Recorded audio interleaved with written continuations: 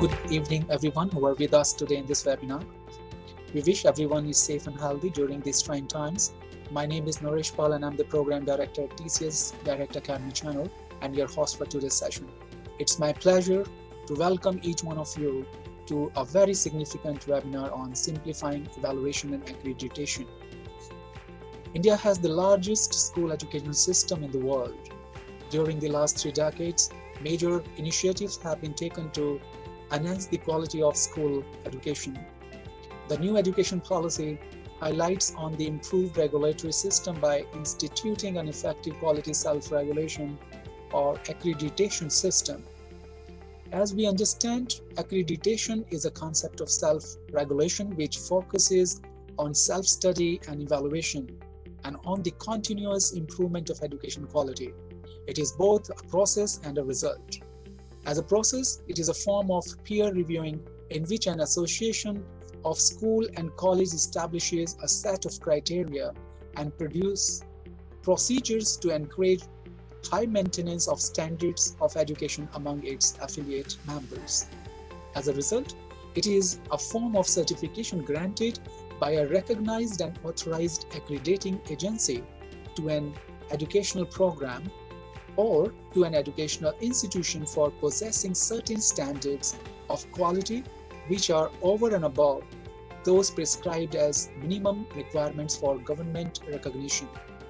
Accreditation is based on an analysis of the merits of educational operations in the context of the institution's philosophy and objectives.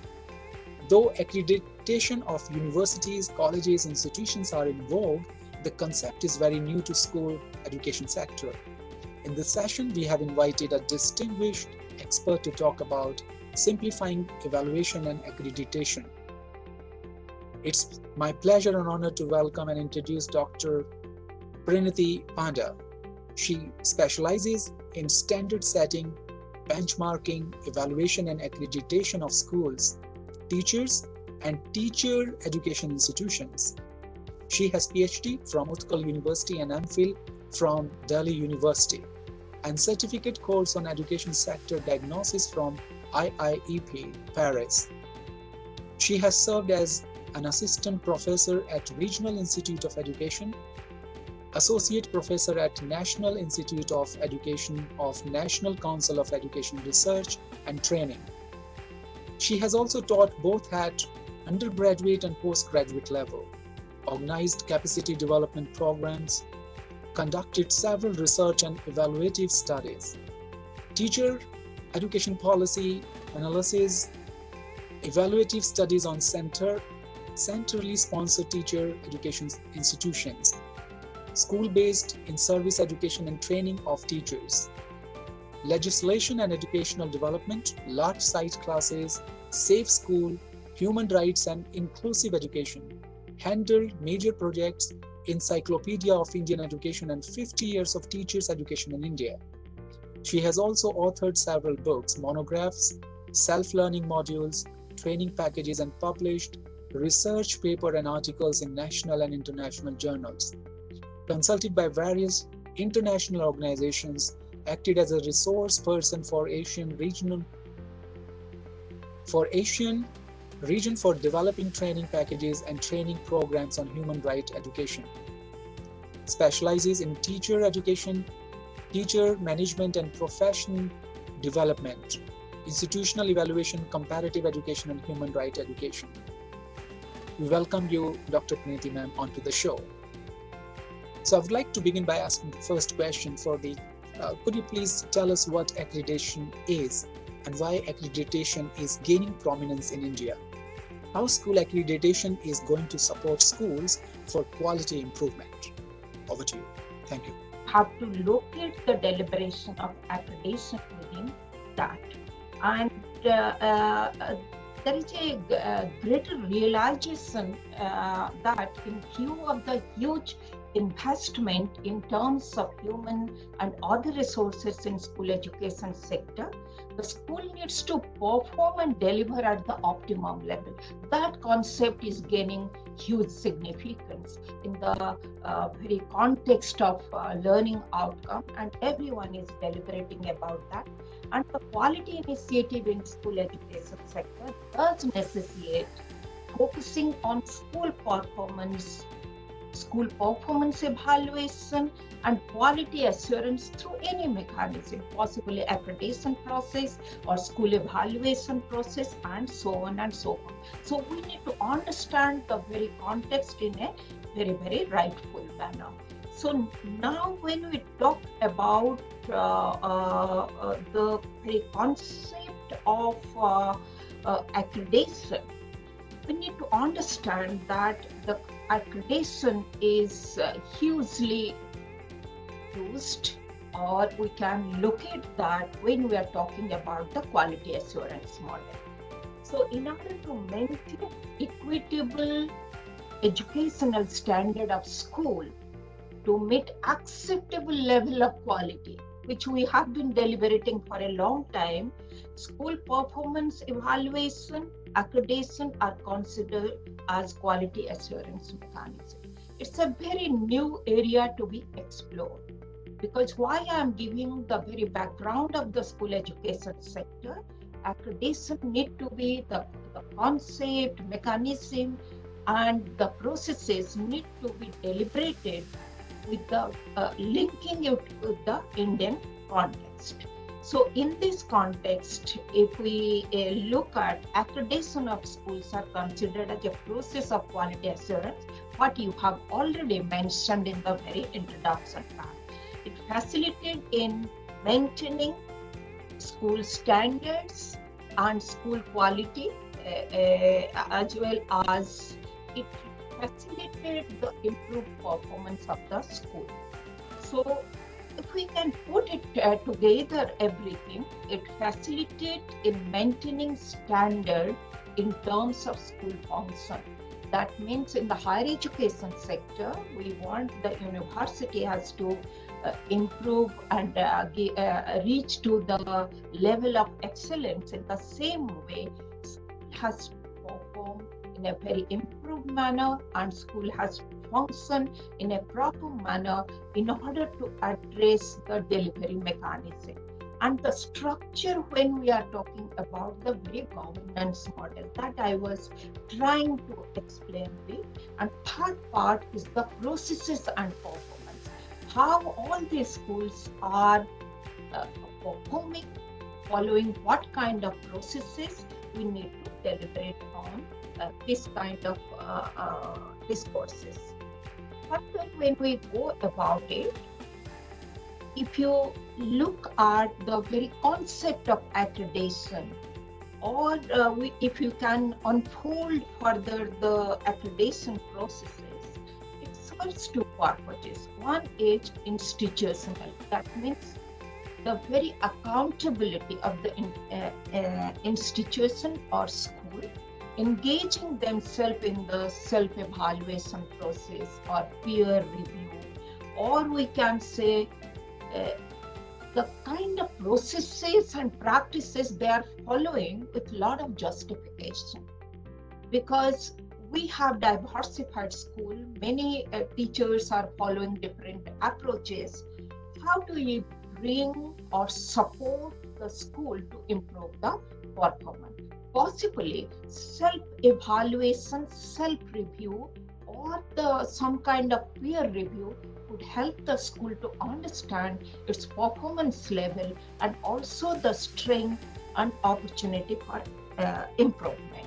Then second part is that if you look at currently, many individual or society, public, they have got very lack of trust on the public education system. So possibly it would inform the public and society how and what level institutions are deliberating, and possibly it would support the parental choice and financial aid to the school. If we are locating in the very school education discourses, the concept of accreditation, because because we need to communicate to the public, to the society, to the institution, to the system, that how schools are performing and how they need to improve and how they need to improve. Further, if you look at situating the school education sector, the National Education Policy 2020 visualizes 2-3 things. It talks about accreditation, but before that it spells out we need to set standard for the school. So how standard setting can be done in the school education sector, that we need to understand. And if you look at it, is also visualizing accreditation as a continuous process. So one thing to improve the governance level, making accountable both school and the system, and also it is looking through the lens of outcome-based lens and supporting school to improve innovation, improve performance, and also we can say possibly it can lead to better transparency and accountability in school education sector, which is not happening to a greater extent in the current system. Yeah, thank you very much, ma'am. It was really well articulated. So I would like to ask the next question. It says, what are the chief models and approaches followed internationally across the globe, especially for school accreditation? Over to you. Naresh, it's an extremely significant question. What are the international practices for mapping the school performance level, and what are the models and approaches available? So the bit of our research unfolds that we can divide many, almost the international practices as developed country and developing country, India being the developing country. We can look at some of the East Asian practices and so on and so forth. So when we were reviewing the international practices, we could see if schools are existing, school performance evaluation, review, assessment, whatever terminology you use, further to extend it accreditation, it's existing. Because almost all countries of the world, they are investing on school education and they require huge return from the school as well, considering it as a public good. School performance evaluation is critical not only for for better learning outcome, but also extending desired support to the school. So when we analyze the developed countries in the world, such as USA, UK, Canada, Australia, New Zealand, they have set the standard for school education, right? And they have developed a tool, mechanism or framework for evaluating the school performance. Second category is that they have, there is some kind of institutions operating under that. That means there is some agency identified for mapping the school review and informing the result to the public, right? And almost all countries of the world have followed a very decentralized model. That means all provinces, like in Canada, Toronto has its own model of evaluating school performance or doing some kind of accreditation. So there is institutional framework, there is methodology, there is also defined standard, and they have articulated the standard in such a way all schools should strive to meet those standards. And almost all countries have the school self-evaluation in place, in addition to some kind of peer review, third-party evaluation. But most of the countries, the way I was mentioning in India, there are many private schools. that a huge fees are charged. So there are also many private agencies which are engaged in school accreditation process. So you will find government established institutions to do some kind of school review, evaluation or inspection. But the accreditation model is a bit oriented towards the paid framework, if you are catching me. That means the accreditation is done voluntarily by many schools, paying some amount to a very, very identified institution which has got some credibility, and you could find it in Dubai and many other countries of the world. So when we look at the international practices, for example, in England, the Ofsted school inspection done by the Ofsted, very agency, which informs or reports the parliament and about their school performance, about their schooling outcome, look at the very accountability framework what they have constituted. But when you look at the Scotland, it is more in the very developmental perspective, developing values, attitude, personality within them. We could find the different model, but there is a bit of commonality.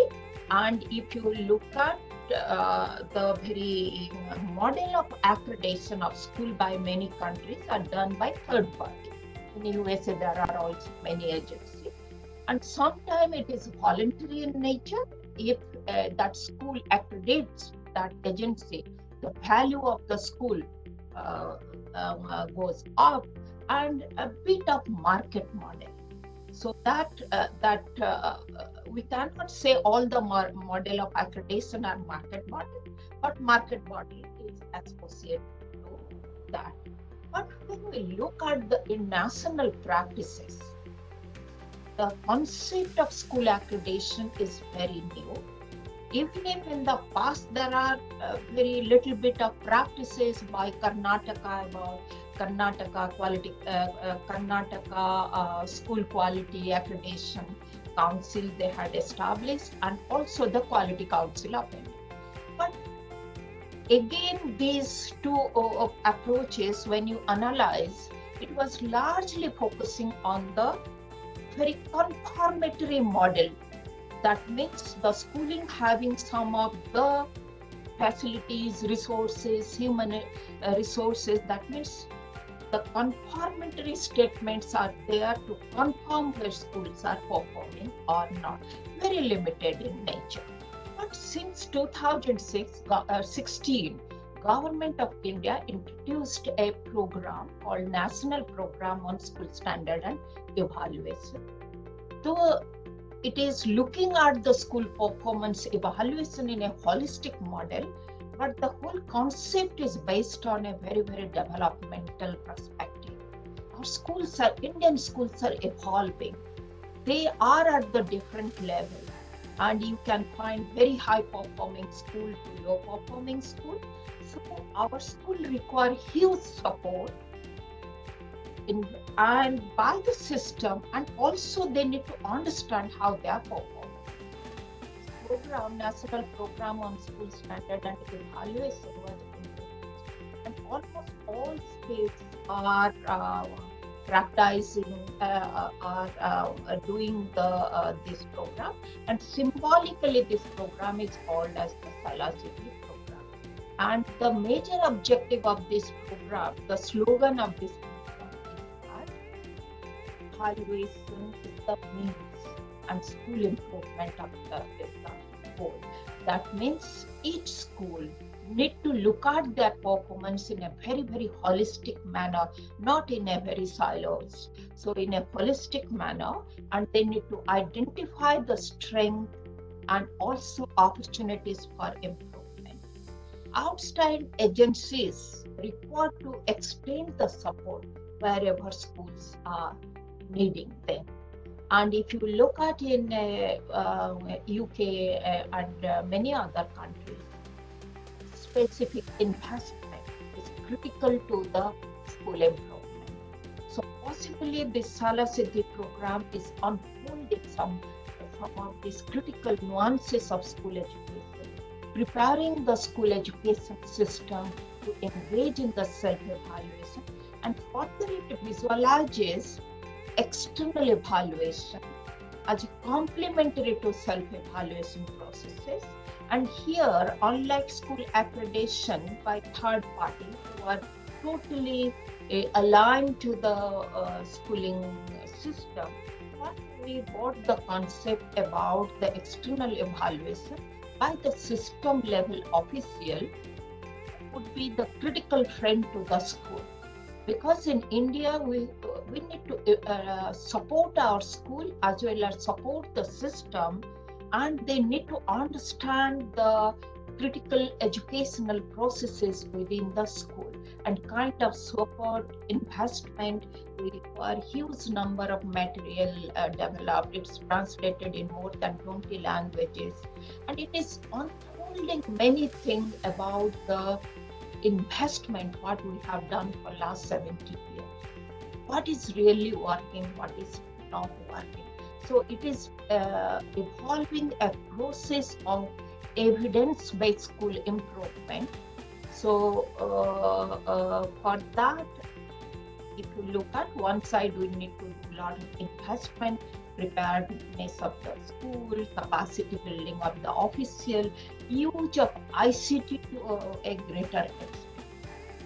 So this is supporting the school to understand themselves and take initiative for school improvement. Naresh, please. Very, very much, ma'am, for your elaborative views. That draws my attention to one particular thing. You mentioned that we have accreditation bodies in Switzerland, then England and American. So I would like to know, do we have some common global education accreditation agency? Just like we have UNO, WHO. In education also, do we have some kind of silo agency which stamp and accredit that institution is well established? Could you please throw some light on this? Yeah, look, there are many agencies are doing school accreditation and looking at, I know few agencies in Dubai, in USA, many other countries, but they are third party, right? That agency has acquired the credibility over a period of time. So many schools are accrediting to that agency. So it also involves some kind of paying fees and inviting them. So it involves some kind of financial part in the accreditation process.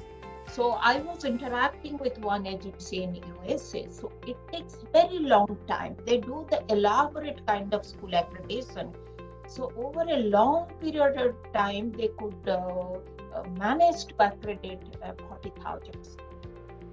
But in India, we have 15 lakh school, and under the Sala Siddhi program, more than 15 lakh schools have completed self-evaluation.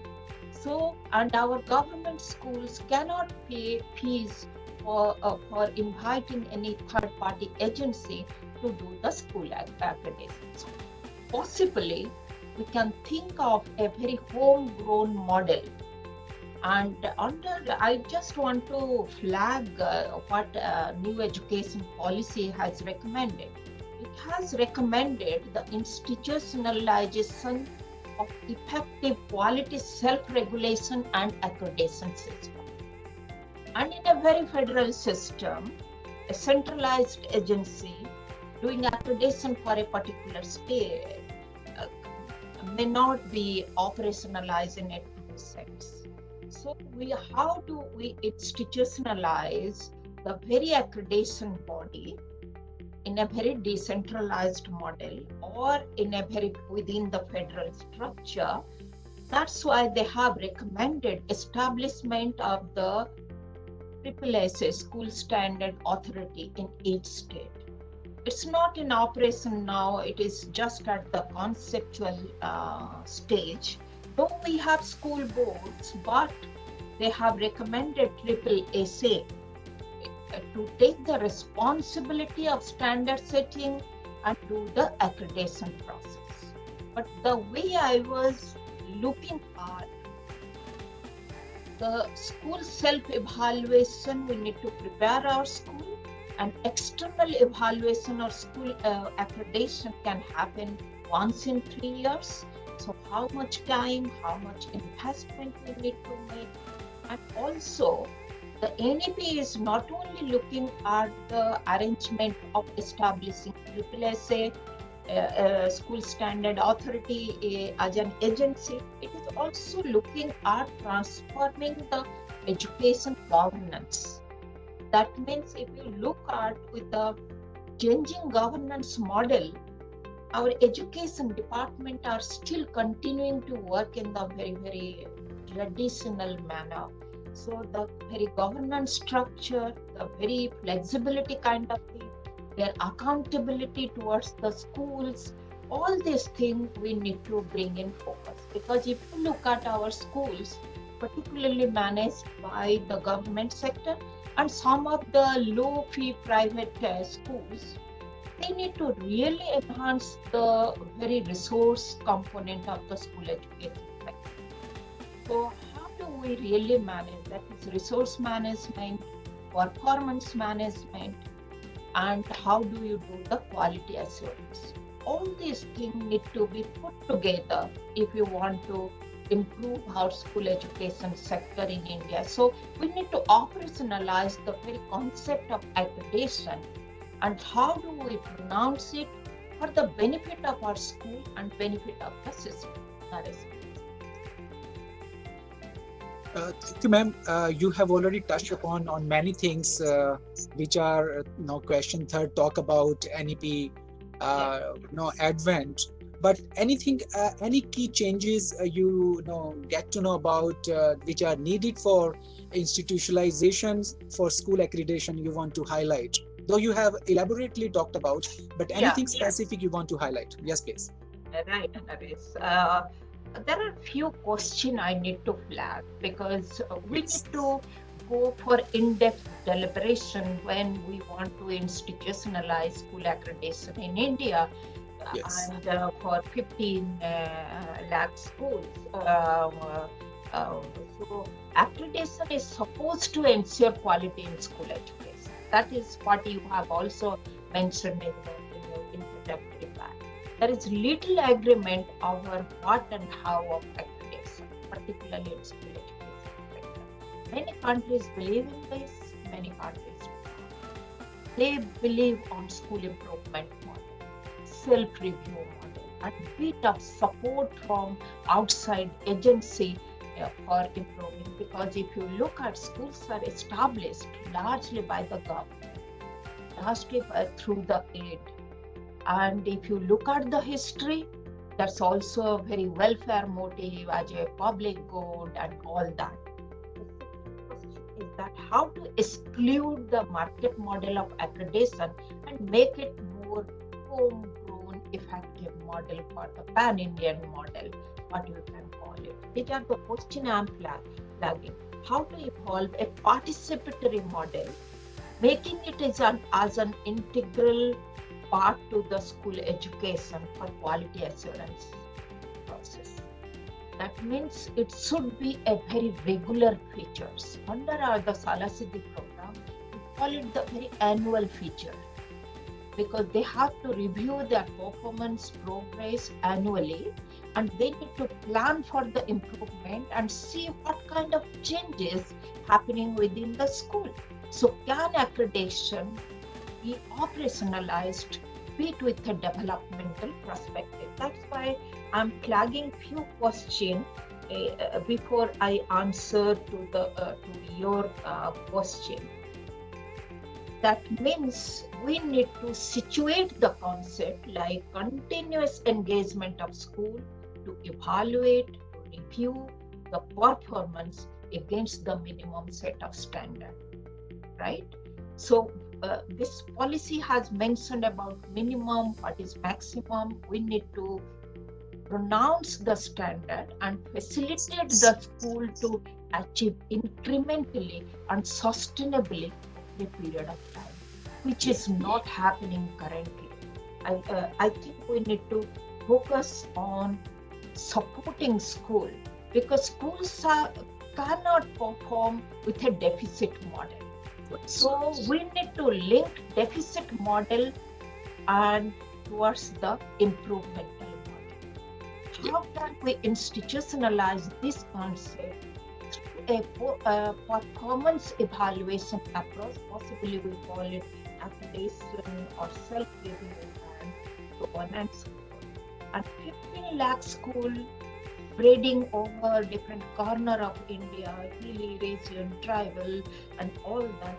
How do we prepare our school for the self-evaluation, self-review, looking at themselves, what they are doing and why they are doing? Because if you look at the public, they say they are not performing as per the expected level. So what they are performing, why they are performing, and who has told them to perform in that way? And we are, on the other hand, we are investing so much on the teacher professional development programs. So whether this professional investment are really translating within the classroom, other investment what we are doing either through the centrally sponsored scheme or state initiative, school initiative, they need to reflect, they need to go for the self-review. The second question is that can all schools be accredited? I think Salasiddhi has broken the world record of completing nearly 60-70% school annually. So is it possible to do the school accreditation engaging the third party or the system level people to do that? And the question what you are raising, after operationalizing the very concept of school accreditation evolving for the Indian context, what would be the process of accreditation? The duration, the once in 3 years or once in 2 years, how do we do? And how do we institutionalize self-review, self-evaluation annually?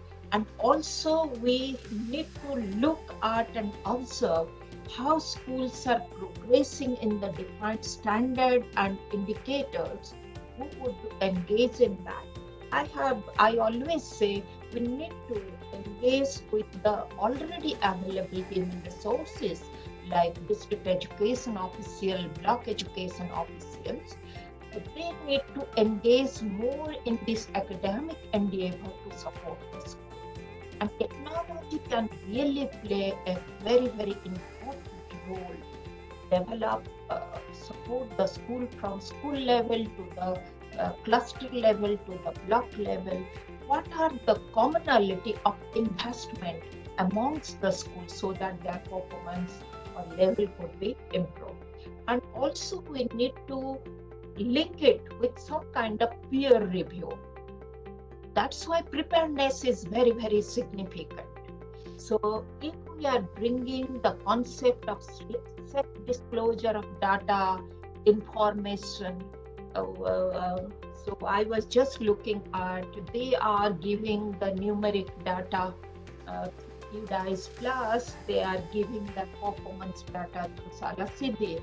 So what kind of self-disclosure, what kind of things they are hiding or they need to unfold. So this statement is part of the new education policy. We need to dissect this concept. What kind of disclosure we want, the engagement of peer review. So the methodology approaches is very much linked to the concept. How do we pronounce the concept? And methodology approaches we need to do. And I always find it if we are conceptualizing as a developmental perspective with a very improvemental perspective, we need to bring a lot of flexibility to address the local specific needs and context specificity. So engagement of the local people, local official in the part of the review process could substantially help. Then even if we are institutionalizing school accreditation and we are establishing the institution, the kind of self-disclosure data information and their self-evaluation report, how are we going to use them? Who would use it?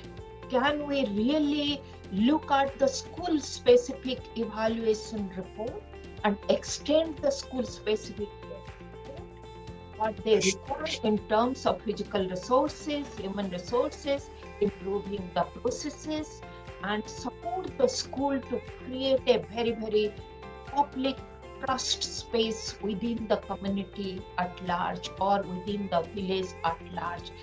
We have very, very serious commitment towards the, and this utilization of data by any accreditation agency or by school standard authority agency, whatever we are looking at for the school improvement process. That I am arguing in all platforms. It has to be linked to the school specific, like what I was mentioning in Oxford in England. They use the inspection report for school specific support. And if they have some value addition, the finance would enhance if they have something. So can in future, we would link to the financing of individual school rather than a very generic framework of financing currently operating. The big school would get 25,000 for library. A small school without library would also get 25,000. So we need to get away from this kind of understanding about the school education space. Yeah. Thank you very much. Ma'am, you have rightly said there are many agencies, third parties, which can go for accreditation and evaluation. So we would like to know how one can use particular methodology and process for getting the accreditation. What are those processes which are involved in school accreditation?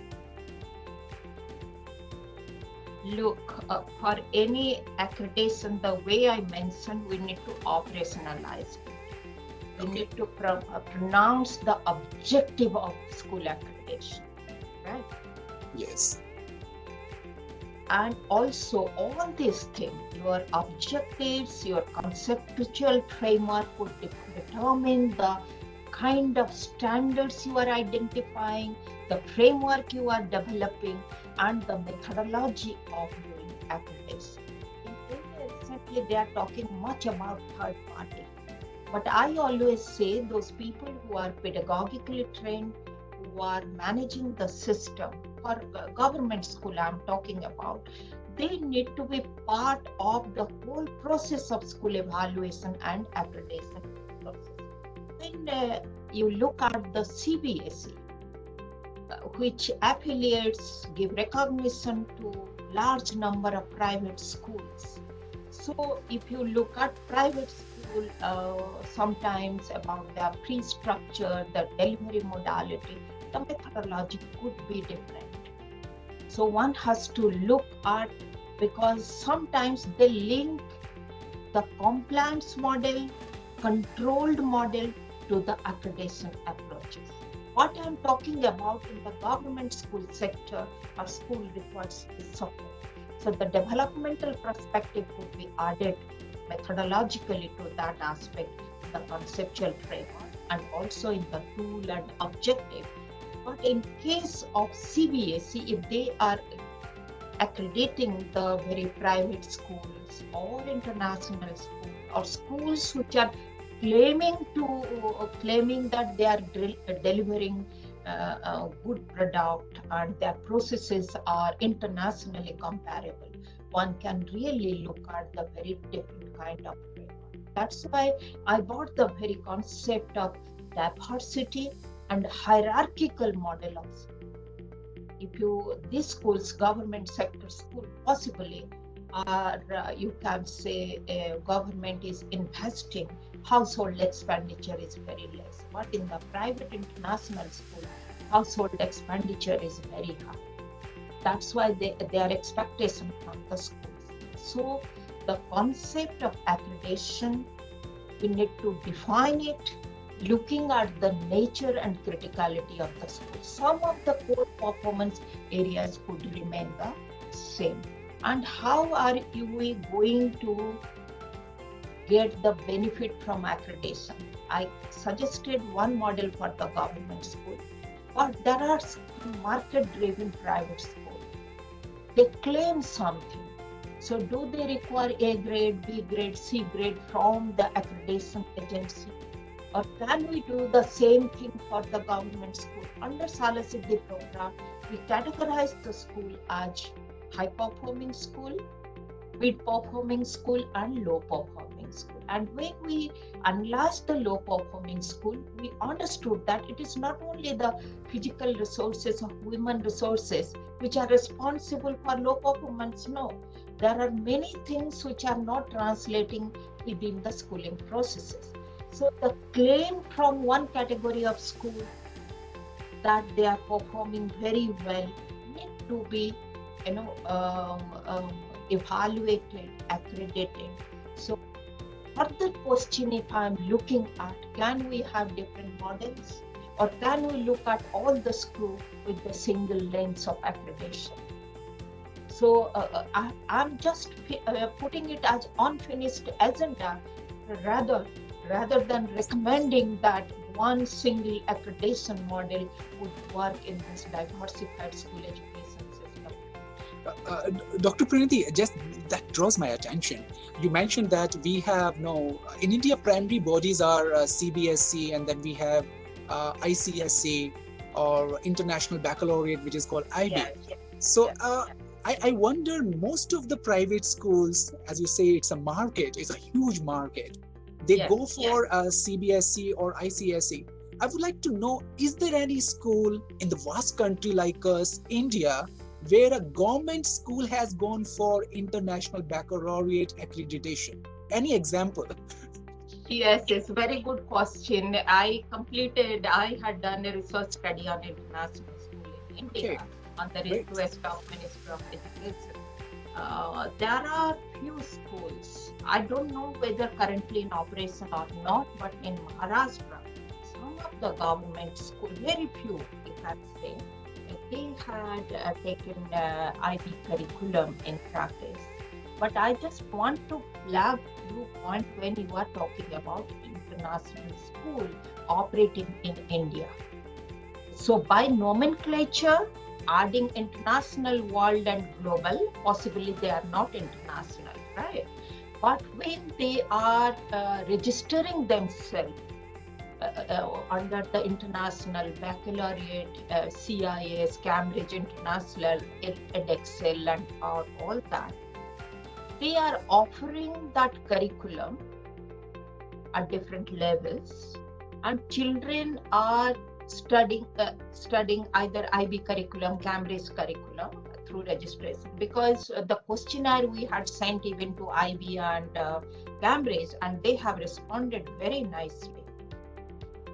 In India, we don't have any database how many schools are registered with IB or Cambridge or any other international school provider, curriculum provider. So because they have got the global acknowledgement, many a time parents think that this IB curriculum, Cambridge curriculum would enhance the capability or unfold the potentiality of the children.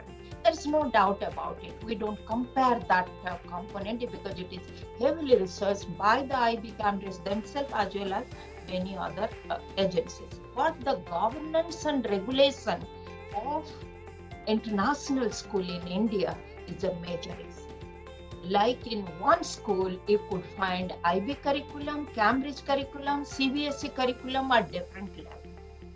And from where they have taken the permission, what kind of fee structure they have decided. I think Maharashtra has taken some initiative for fee regulation. And what kind of delivery and what kind of parental satisfaction we have. Now international schools are not only catering to the people who are moving internationally. Now all middle class family, they are eager to send their children. So what kind of benefit these parents who are investing their part of their income a good amount of money in their children's education. One has to look at, sometime if possible, I can share my report and my paper with you, which is Please. going to publish soon. And if you look at it to the accreditation part, component part, IB has its own modalities of looking at the review process and all. So it is internally built. Curriculum, registration, it starts with registration and how they are negotiating the curriculum, how teachers are trained to negotiate the curriculum, and evaluating the performance of the school, how children are performing. So it's a very inbuilt mechanism within that. What data we had received from different schools as well as from the agencies themselves. So one has to look at, but if India is going for some kind of accreditation, they need to know how the schools are really performing. How can they manage 3-4 curriculum from class 1 to 5, one curriculum, 5 to 7, another curriculum, 9 to 10, another curriculum, depending on the demand of the parents, demand of the public. Possibly the accreditation by any agency would systematize all this process, and it would bring transparency in the schooling processes and practices, because they are claiming, we don't know.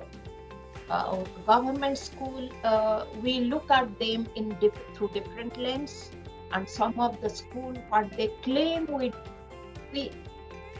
intend to believe that.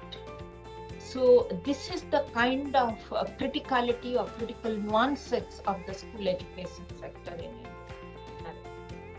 Yeah, thank you very much, ma'am. I understand with the paucity of time, but I would like to ask, there is an apprehension among the schools and the community educational institutions that NEP 2020 talks about accreditation at length. They have an apprehension by 2030. If the school does not follow the standardized rules prescribed by the government, either they will stop to exist or they will be asked to merge with schools with the outstanding rating. Could you please, throw some light on this? This question is very, very complex in its own way, right? Outstanding school. We haven't identified school with outstanding performance. How do we identify the school outstanding performance and merging of some school? We need to understand for last 70 years where we invested. We invested on creating access for school. We invested on improving the enrollment. Now in this 2021, we are talking about the performance of school, or you can say Salasidi brought the very concept of school performance, because we are only focusing on learner performance, and we identify the school as a good performing school or something based on the learning outcome. So if you look at, I would come back to your question. I don't know how much time you have, but in most of the developed countries, and if you look at OECD report, they talk about the performance evaluation of learners, performance evaluation of school, performance evaluation of teachers, performance evaluation of the system. If all these evaluation would put together, school would improve to a greater extent. Now we have we can say we are delinked from many of these concepts. If we are focusing on learner performance, we say school are performing well, school are not performing well, like this.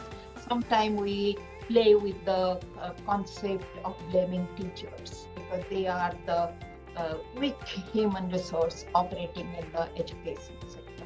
But we don't look at the system who at large responsible for managing. They established the school. So the very good governance and management model should have been operation. But 2030, I consider this coming 10 years as an opportunity moment for us. We are unfolding very critical discourses in the school education sector. Because some of the merger is already happening depending on the enrollment of the students. But if you are linking it with the performance of the school, we need to support school. So bringing the very developmental perspective of school evaluation or school accreditation and so on and so forth, this 10 years of opportune moment need to be utilized in a much more, I would say, in a very fruitful manner, effective manner. Instead of blaming learners, blaming teachers, blaming system, how could we evolve a very holistic model? And within that holistic model, how the standard setting for school, for system, for teachers, how we could jail each other and give a very productive outcome to the school education sector. So I am not jumping to the conclusion that 230, 5 lakh school would be closed. No. This opportune moment we need to utilize. The next question could be possibility. Who is accountable? Who is accountable to utilize these 10 years of opportune time to transform our school education? Who are the decision makers? Can India, in this democratic context, in a very federal structure, bring the developmental notion of school?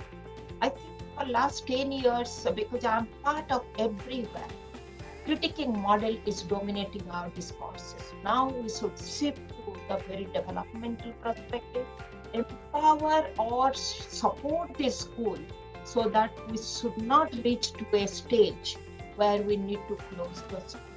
Because access to school, creating that kind of platform took nearly 70 years for all of us.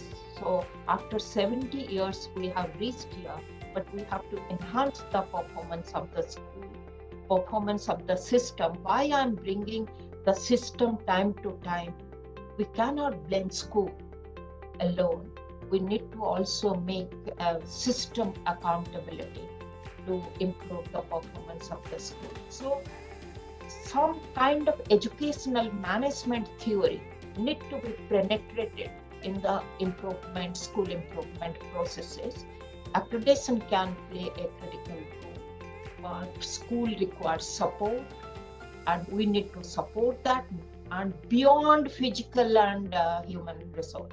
That you have to give, but beyond that, you need to improve each school. And you might have seen in McKinsey report that we need to empower our teachers as well. I am just remembering a quote of Teacher Education Commission. The difference between good and bad school is the difference between good and bad teacher. So we cannot classify our teacher, but we need to provide support. So very developmental, supportive system would possibly help our school education sector to improve incrementally. I'm just telling you, always I'm using incrementally and sustainably during this 10 years of time. Very opportune moment for us to look at the school in different perspectives. Naresh, please. Yeah, thank you very, very much, ma'am, for this now informative and elaborative session. I understand the policies are laid down, but now performances are there. We need to walk the talk. So yeah, thank you very, very much for your wonderful session, ma'am. And at the last, if you could please fold in some takeaways and action items for the institutions who are watching this program. With my kind of background, I always encourage all academia, policymaker, decision maker, understand the concept. So the operationalizing the concept of accreditation rather than jumping on developing something, right? So how do we need to do the debate, dialoguing to operationalize the very concept. Second one is that Salasiti has already done the standard setting, but we have to take it forward. How can we do the standard setting for school education sector, having the diversified schools here? And third point is that the very nuances of the accreditation. How do we pronounce the accreditation in the Indian context? Can there be one model or can there be different model? And can there be a state-specific contextualized model or governance depending on the management, government school, private school, we need to live. And my fourth concept is that how do we develop a framework wherein what they are expecting some kind of self-disclosure information along with the very, very improvemental model.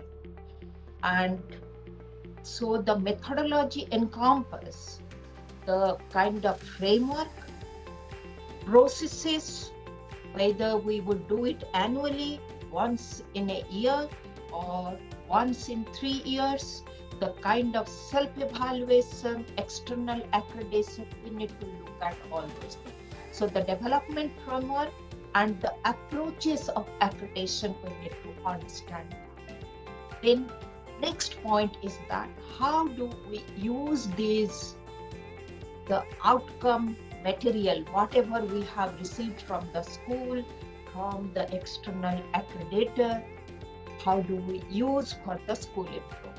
If you were instituting the very concept of school improvement by the school themselves, how we can link it. And the next concept is that can we really establish the very school standard setting agency in each state? How do we empower those states, facilitate those states to work it effectively? Because many a time we establish organization in a skeletal form, then they fail to deliver what they are expected to deliver. And at the end, our deliberation, discourses, capacity building, preparedness, all these are very, very critical for instituting this kind of concept in India, which many a time we ignore. But we need to prepare our school, system level officials, and many other things. We should not get, or we should not trap with a very, very wrong notion of accreditation.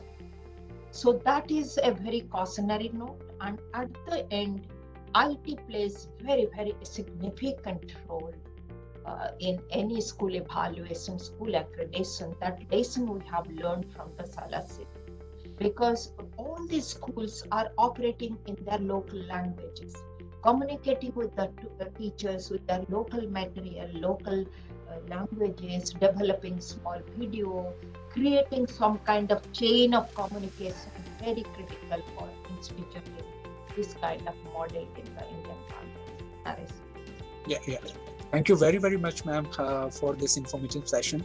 It has brought tremendous clarity now in the concepts about evaluation and accreditation. I would like to thank everyone out there who has taken out time to be with us today for this webinar. Dear participants, there is a survey link of the channel at the end of this event. Please do fill in your comments and feedback and visit the channel to view much more exciting videos. And at the end, a very big and special thanks to Dr. Pranati Panda for taking out her valuable time for the session. We really enjoyed the session, ma'am. Thank you very, very much. Thank you so much. Thank you for giving this opportunity. More we deliberate, more we participate in the discourses, we unfold many critical components of the school education sector. Thank you so much for giving. Thank you very, very much. Have a good evening. Thank you, everybody. Good evening.